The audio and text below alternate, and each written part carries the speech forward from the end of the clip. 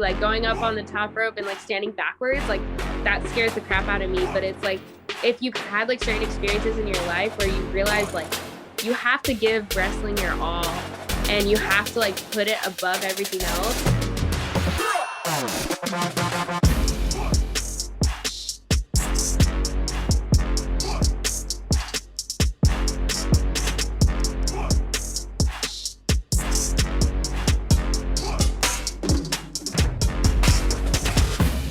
Hello, all, and welcome to the Heel Turn Podcast. I'm your host, Isaiah Jackson Jr. Devin Lee Crimes alongside me. Devin, how are you today? I'm doing pretty good. I can't complain too much. The snow finally melted out here, so the snow melted. Good, yeah. good. I'm not gonna go into my 20-minute run in the Arizona sun. We're not gonna talk about that. No, especially because we have a very special guest from Phoenix, Arizona, Brittnie Brooks. Brittnie, how are you today? Good. How are you guys? Oh, definitely good. I'm doing really good. That's good. Oh, thank you for joining us today. When we got to get to one of our favorite questions. When did your love for wrestling start? Okay, so it was like around 2011. I came into my brother's room and he was like, Courtney, like, look at this. And he was just watching it. And I was like, what is that? He's like, I don't know. It's just something that I saw dad watching. And I was like, okay. And so we just started watching it. And then every single week we started watching it like every Friday. And then we found out that there was Monday Night Raw. And then we started watching it on Mondays too. And then eventually we found out about pay-per-views because I mean, back then we were like kids, so we didn't have the internet, so we didn't know like that there was like pay-per-views and all that kind of stuff until like we kind of just discovered it, and like we just like fell in love with it. And then he eventually like started like dwindling away from it, but I like still was so like in love with it. And then like when I went to my first event, like when it came to Arizona, I was like, it was like the best day ever for me. And I literally would beg my dad every single time I would see like, oh, it's coming back to Arizona. Like we have to go. Oh, no, that's crazy. I mean, and I love that because it's every time wrestling comes into town, like it's always packed. It's always just a huge fight field that you can't get, on a regular. So in saying that, what made you want to get into wrestling?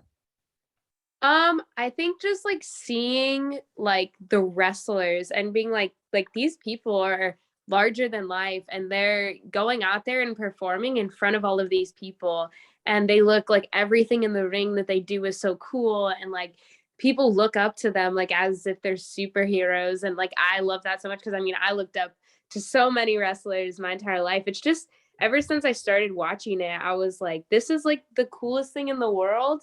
And it's like, how do I do it? Like how I just want to do it. Like, it just sounds amazing. That perfectly goes into my next question. Like when you seen those people and like these larger than life, characters, like what made you kind of like start your journey into becoming a wrestler yourself? So like for the longest time, I didn't even know it was possible to even like go somewhere and like learn how to do it. So eventually when I started, like I loved watching, I think it was called NXT.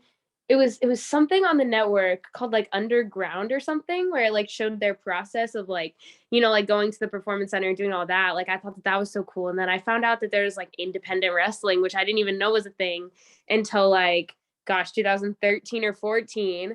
And then I realized that like you could actually go to like wrestling schools and like learn how to do it.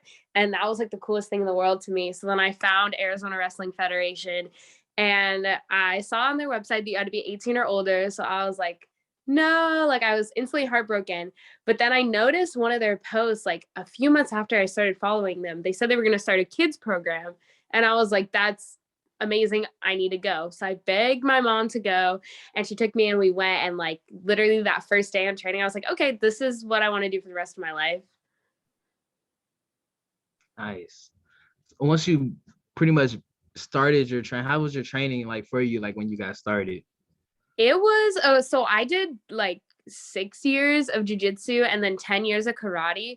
but it was like so different because you're learning so many things at once. You're learning theatrics, you're learning like how to do so many things, and everybody thinks like, oh, you know, it's quote unquote fake or whatever, but it's like it really isn't, because like you're literally throwing yourself into the canvas, and like you have to learn how to fall, you have to learn how to like do all these things, and to me it's been the hardest thing I've ever done in my life. Yeah, they say it's fake, but them hands are real. What, jujitsu and karate? Like, dang. Yeah.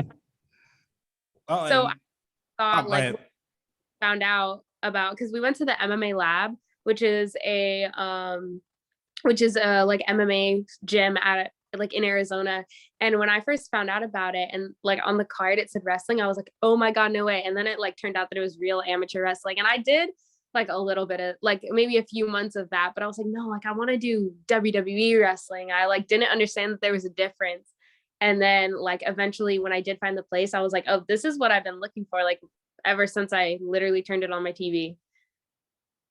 And since you've been in AWF, you have held the women's championship. Can you describe how your run was and just everything that went through in that? Yes, it was like the coolest thing in the world to me, because when I'm watching like Nikki Bella was like my biggest inspiration, and like her like was it like 400-day reign, like when they had the Bellabration or whatever, that was like I was like I want to be a champion, and like it just meant so much to me that the company had the faith to put like them in my hands.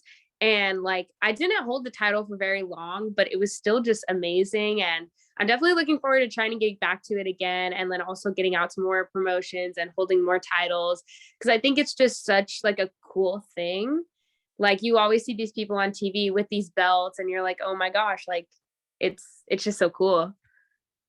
And of in WWE, there's not a great amount of intergender tags, but you had an intergender tag with with Joey Hendricks for a split second. Can you explain to me what that was and just getting into the ring with him as well? That was honestly really fun. So at training, there's not a lot of girls. And so like every time we go, like it's always guys. And I've built like really good relationships with almost all the guys there.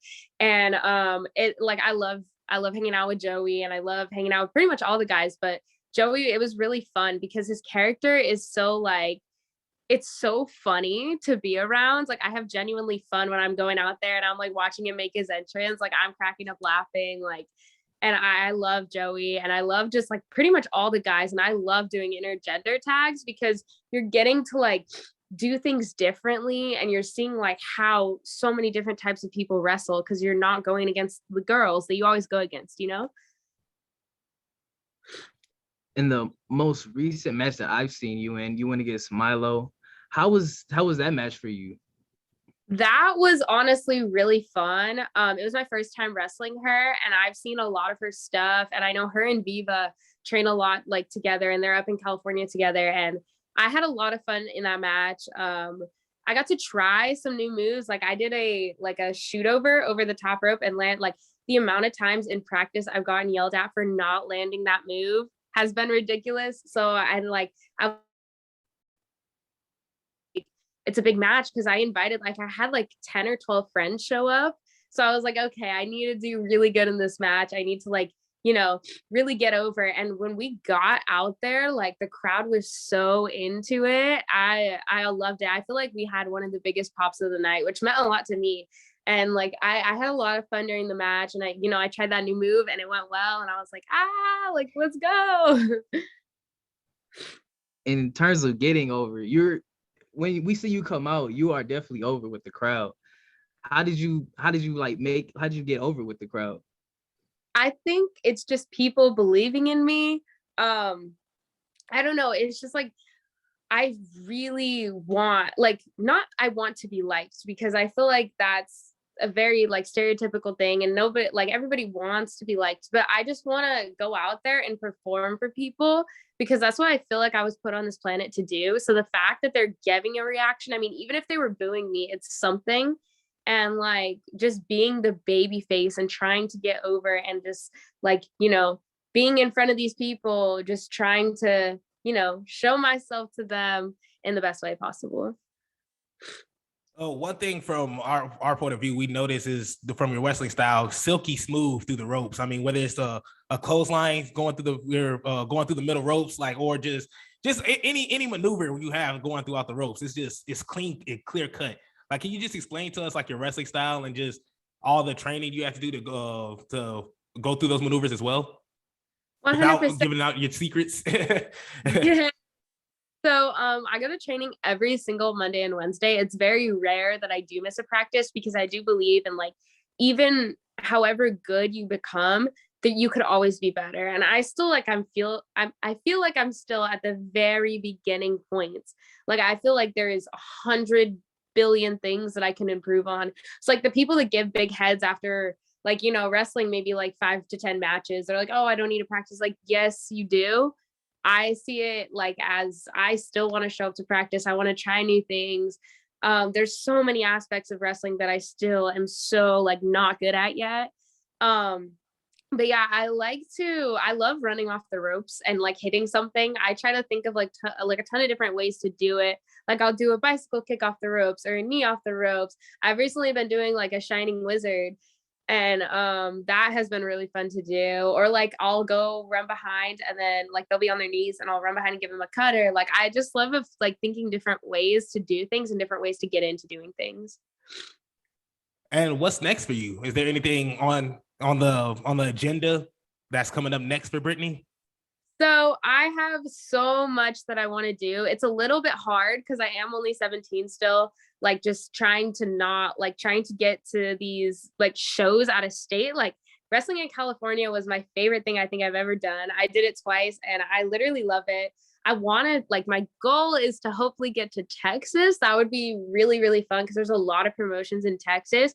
And I'm actually, if you guys know who Mia Friday is, before I was a wrestler, I was like in this big Instagram community of like wrestling fans, and like I knew Mia from being like a fellow wrestling fan, so we've talked so much, and now she's doing absolutely insane. Like she's literally amazing. I love her so much, and like now she's starting to wrestle the same people that I know. I'm like, Mia, we need to have a match so bad one day. I want to get out to Texas, but literally just getting anywhere.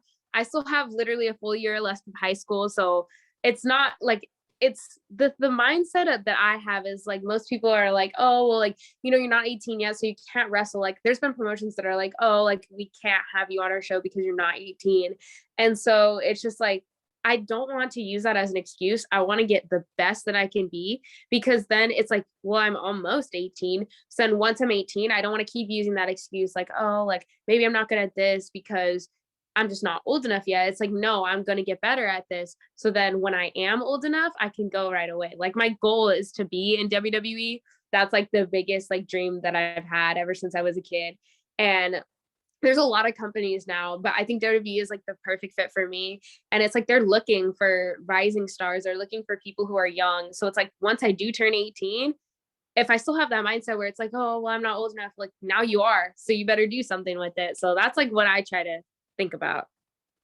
I'm sorry, I'm blown away. I had no idea that you were 17 at all. I thought you were, because I was telling our coworker too. I was like, yeah, I think she's like 22 or something around our age. I was like, but no, that's actually perfect. That's amazing. So, any like, do you plan on going outside of Phoenix anytime soon? Outside of Arizona for wrestling, like outside of the West Coast, I should say. Yeah, eventually I've been invited to places, but it's in terms of like, oh, like I can't go because then I'll literally, like, I can't drive that far, especially because like safety issues. Like my mom wouldn't want me to do that. But then also just like with school, like I'll be like, oh, well, if it's a show on a Saturday and we like, what if something happens with the flight and then I'm late to getting back to school on Monday? But like, I 100% want to travel. I want to go to any company that invites me. And just like, I just want to wrestle. Like, it feels like the most normal when I'm going to a show, or like every weekend this month so far, I've had a show and it just feels normal. Like tonight, I'm going to IZW, which is a show that I'm not on yet, but I'm hoping to get on there soon. But I'm just going to go to help set up and everything, get my name in their mouth. I want to just wrestle as many places as I can and just learn as much as I can. And yeah, face all the different people. And is there any advice you have to give for anybody wanting to get into the wrestling scene? So I don't know if I'm definitely really in a position yet to give advice. I would just say keep showing up, like the amount of times where I've gone to practice and been like, oh my gosh, like I'm not good at this. Like, why am I still doing it? And I just keep showing up. And then it's like, oh, it was a rough practice. It's a rough day, not a rough life. So you just have to get through those days where you're not feeling like you're any good. Cause like that happens to me a lot where it's just like, oh my God, like, why am I doing this? But it's like, I'm doing it because I love it. And like, I couldn't imagine life without it. Like whenever like I said, I never really miss practice, but whenever I do, like I was sick a few weeks ago and I didn't want to get anybody else sick. So I didn't go. And I was like, this sucks. Like sitting at home on a Wednesday night, like, it's just like, I should be at practice right now. Or like, even on Saturdays when I'm at, like, because I'll pick up shifts if like most of the time I'm doing shows, so, like I won't work on the weekends, but I'll pick up shifts at work because I'm like, and then I'm like, wait, it's Saturday, like I'm not wrestling, like it kind of sucks. But yeah. Oh no, look, to be honest, you are definitely in a place to give advice. You just gave me advice because I like from one person to another, I'm worried about getting in the ring. So for you to be at 17 already in the ring, already beating people, probably fighting people way older than you. So it's so everything you're doing right now is just amazing. And we definitely look forward to seeing you well along the line because we see a great future in you.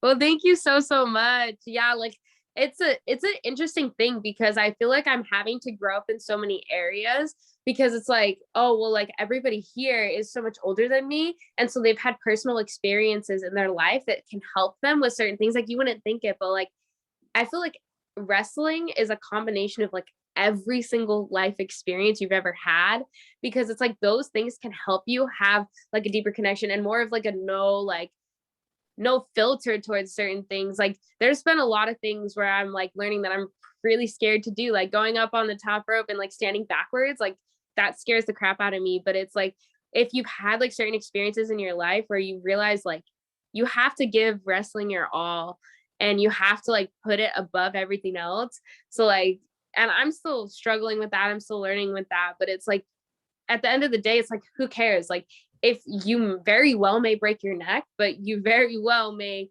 hit this move and get seen by WWE because you hit that move. You know what I mean? So like, it's scary, but you have to push past the fear. And like like that, even that elbow that I was talking about before, where like I would springboard over the rope, I was so scared to even like jump over the rope a few weeks ago. And then I was able to hit it at that show. So.